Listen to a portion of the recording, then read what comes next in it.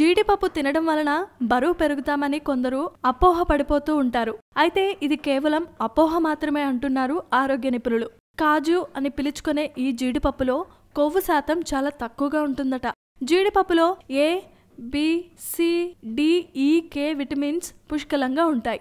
అంతేకాదు వీటిలో ఖనిజ లవణాలు, కాల్షియం, ఫాస్ఫరస్, ఐరన్ ఇంకా అనేకమైన శక్తినిచ్చే ఖనిజాలు సమృద్ధిగా ఉంటాయట. జీడిపప్పుతో రక్తాభివృద్ధి కలుగుతుంది.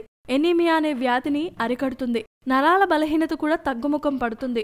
జీడిపప్పులో ప్రోటీన్స్ 21%, తేమ 6%, కార్బోహైడ్రేట్ 2%, పీచు 1 నుండి 3%, కాల్షియం 0.5% మాత్రమే ఉంటాయి. వీటితో పాటు శరీర బరువును పెంచకుండా ఉంచగలిగే శక్తినిచ్చే ఫ్యాట్ 41% మాత్రమే ఉంటుంది.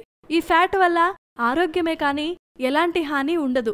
జీడిపప్పు తీసుకుంటే కొలెస్ట్రాల్ ఇంకా తగ్గుతుంది. మధుమేహ వ్యాధిగ్రస్తులు, ఆస్తమా, కిడ్నీ సమస్యలు, మోకాళ్ల నొప్పులున్నవారు జీడిపప్పును తీసుకుంటే ఎంతో ప్రయోజనం కలుగుతుంది.